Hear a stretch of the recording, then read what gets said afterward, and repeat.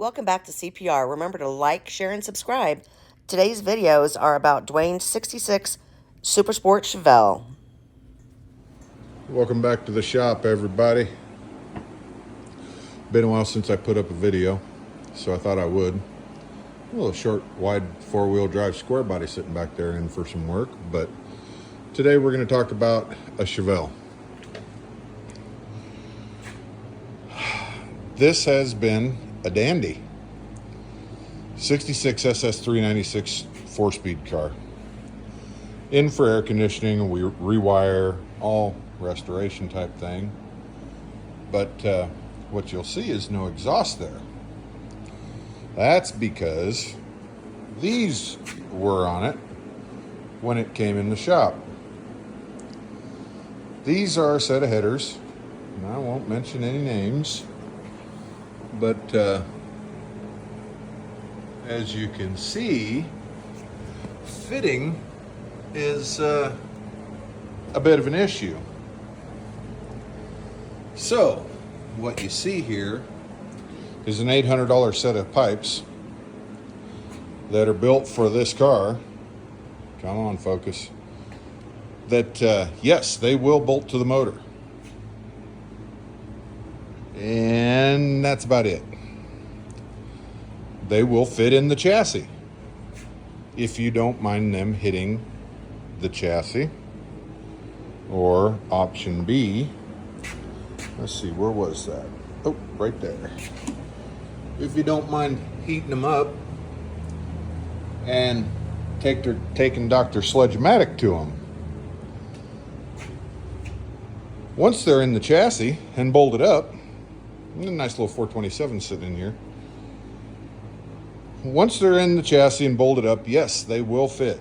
Once you cave in those two tubes, they will fit in the car. But if you'll notice, there's a great big something missing here. Like from the other end of that, going that way. Laying on the floor in there is the steering column.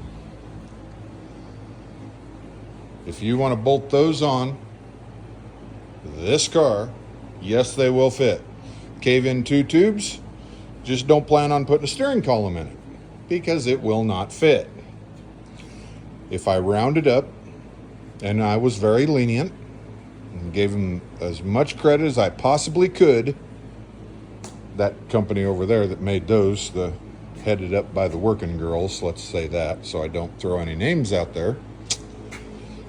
If I rounded way up, I would say there is a 0% chance, that's rounding up to probably the third digit, that those will work in the car. 2-inch primary tube in a 66 Chevelle, which with the narrow chassis is going to be 64 to 67. Maybe they'll fit a 68 to 72. I don't know. Don't have one of those cars. What I have is a 66. They're supposed to fit this car. And there is no way on our Father's green earth that those are going in the car. So, customer changes his mind. If you look down there, we are going to go back to standard exhaust manifolds. And he happened to have the originals. Once these got heated up, cleaned, blasted, these are in phenomenal condition. Passenger side went in from the bottom. I looked on the interwebs, trying to get myself an idea of how to put them on without scratching paint that's already done under here, without bending anything. And I did not see a video for this, so I'm going to make a short video. Passenger side went in from the bottom with the mini starter on it. Motor mounts in place. I've got the plugs out of the engine. I left all the wiring is moved. You can see that laying randomly up there. Spark plug wire looms. Air conditioning lines, I didn't touch them. They're there. Heater hose lines, I left them. And the passenger side or right side did go in the car from the bottom. It was a fight with all of that in the way to get the bolts started, but got her done. Now we move to the driver's side. Oil filter's off. It has a Moroso kick-out pan on it, big pan. No steering column. And this manifold will not go in the car. So, what I'm gonna do, I got a motor mount bolt out. If you look down there, motor mount bolts out on the driver's side. What I'm gonna do, I have found a cast tab in the block. I got a jack down there. I'm going to jack it up. I don't need much room, just a little bit. And I'm gonna jack it up nice and slow. Rely on the rubber motor mounts and tranny mount to do a little bit of stretching. I don't think I need a 1/2 inch.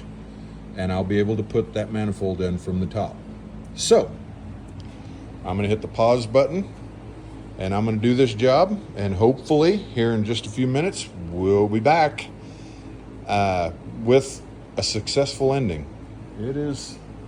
It's going on 7 o'clock already. I think it's clear down to 98 degrees outside, so I'd like to knock this out, go home. I got a race car I need to work on myself for me, but I really want this job done today. So, go get yourself a soda, adult beverage, whatever, glass of ice water in Northwest Kansas, and we'll be right back through the miracle of television or videoing. We'll be right back.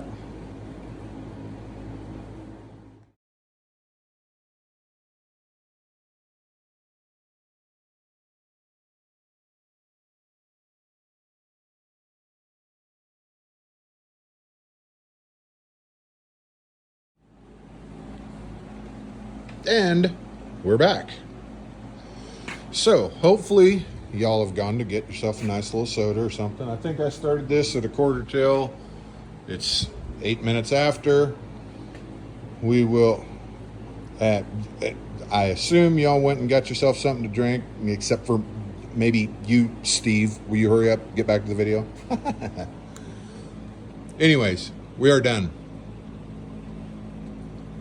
As I figured, it didn't take 1/4, maybe a 1/2 inch of jacking just to rock the motor up to get it clearanced. Steering column will go by there. I don't know if you can see it or not, but that manifold does have indentions from the factory, specifically for the steering column shaft to go through and go up to that hole right there. But 20-minute job, maybe. Kind of a pain in the butt, but not bad. Now, quite frankly, I've got to figure out how to go from stock 2.5 inch dumps, and we're gonna have to swell it up. I believe this car's got 3-inch exhaust on it, running all the way to the back already. That's brand new, and I don't want to mess that up too bad. So I'm gonna have to make some custom little ACE adapter kit type things to bolt it up and make it serviceable, make it easy for the customer. But there you go, I guess. There you have it. New bolts, new exhaust manifolds, plenty of room to go back with the steering column and change that rag joint right there. Get it up to par with the rest of the car for the level of restoration that this one is enjoying. This is going to be a brand new 66 Chevelle. It's not a 396, it's a 427. Aluminum heads, nice intake, new air conditioning, all new wiring. Can finally get heat shrunk, thrown under the fender where it's, yeah, don't look at the blood that the manifolds cost me. We'll run that wiring down for the headlights and everything. Get it in wire loom, heat shrink. Hopefully, I'm gonna get rid of those bolts because they don't do anything. That was a test fit. But there you have it. After, oh, I would guess taking the headers back off, the engine had to come way up.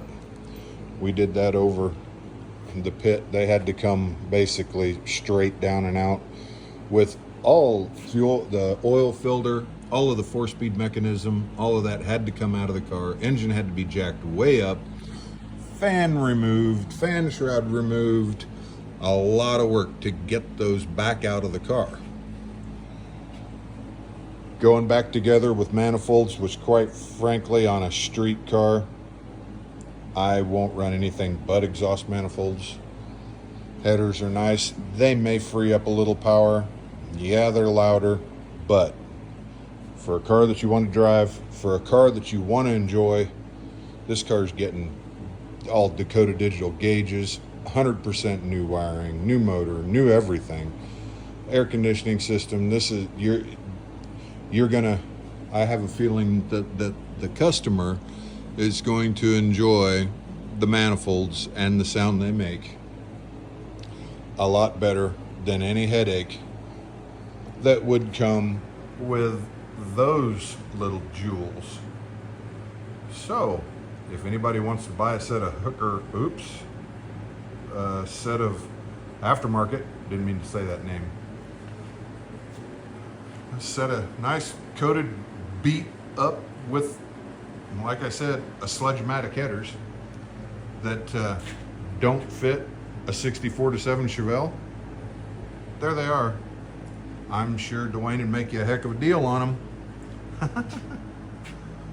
That's about it for now, y'all. I've got to do an update video for the Great Plains Buick Challenge.